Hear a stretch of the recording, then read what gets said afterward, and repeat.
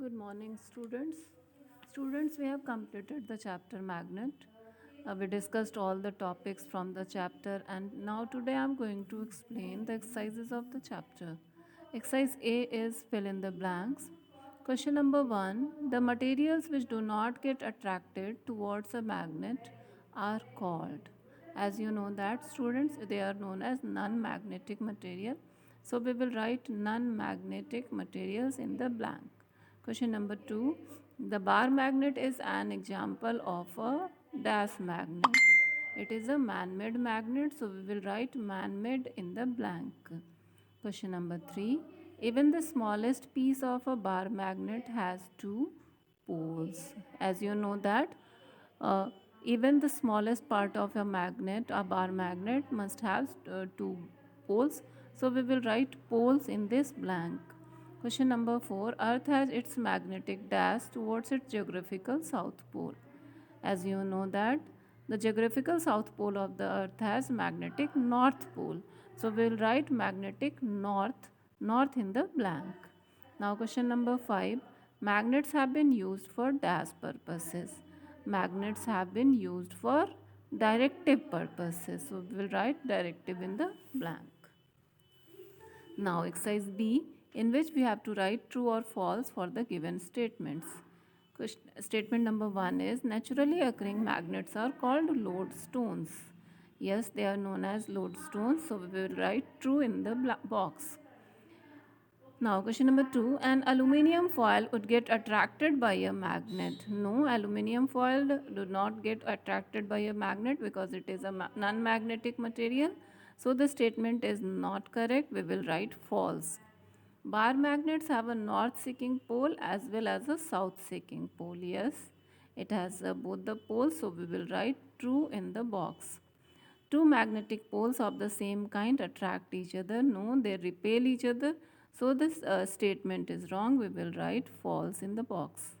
Now question number 5. When two magnets are moved farther apart from each other, the forces that attract or repel them tend to become stronger. No, they tend to become weaker. So the statement is incorrect. We will write false.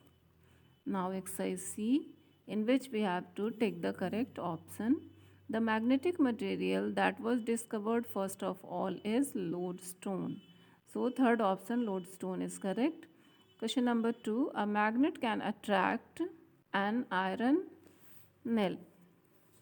So we will take this option iron nail. A material that is often used to make a temporary magnet is soft iron. So we will take the option soft iron. Now question number 4. When we suspend a bar magnet from a thread, it always comes to rest along the north-south direction. So the last option north-south direction is correct. We will take this option. Question number 5. A device which generally does not use a magnet is a geyser. Because other than geyser, all the devices have magnets in different forms. So we will take the option geyser. So students, we have completed exercise A, B, C. Now exercise D, in which we have to answer the given questions in brief. Question number 1 is state any two properties of a bar magnet.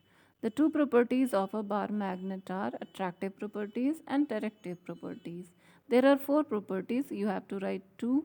So you can write these two, attractive properties and directive properties. Now question number 2, maximum iron filings stick to the ends of a bar magnet. Why? The two ends of a bar magnet are known as the poles of the bar magnet, and the strength of a bar magnet is maximum at their poles. The two ends of a bar magnet, they are known as poles of the bar magnet, and the strength of a bar magnet is maximum at their poles. That's why maximum iron filings stick to the ends of a bar magnet. Now question number 3. Suppose we bring the north pole of one bar magnet towards the north pole of another freely suspended bar magnet. What are we likely to observe? Now the answer of this question.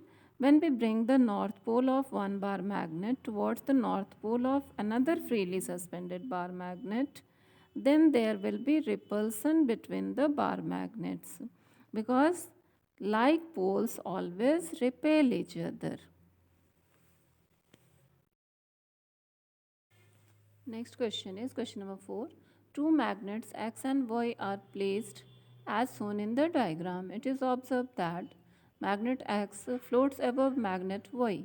Give reason for this observation. There are two magnets X and Y, and in the given diagram the X magnet float over the Y magnet. What is the reason?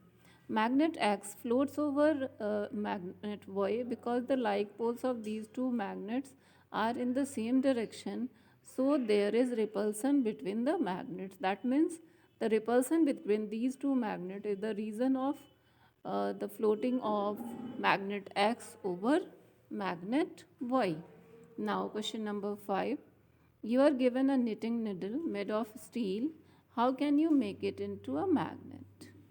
To make a knitting needle made up of steel into a magnet, we will keep the needle near a bar magnet for some time. After some time, the needle is observed to acquire some magnetism. So, in this way, we can make a knitting needle into a magnet, a weak magnet, by keeping it with a bar magnet for some time. So students, we have completed exercise A, B, C and D. We will do exercise E in the next class. Thank you. Have a nice day.